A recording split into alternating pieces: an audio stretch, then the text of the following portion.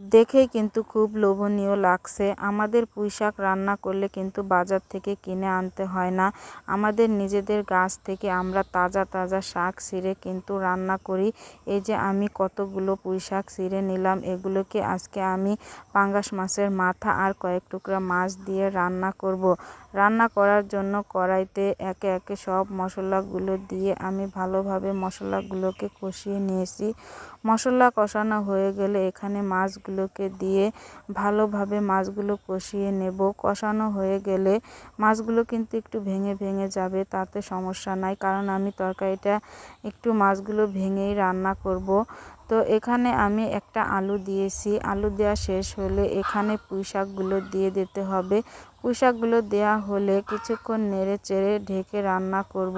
তারপর জিরার গুঁড়ো দিয়ে তরকারিটা নামিয়ে ফেলবো। দেখুন তরকারিটা কত সুন্দর হয়েছে, দেখেই খুব মজা লাগছে।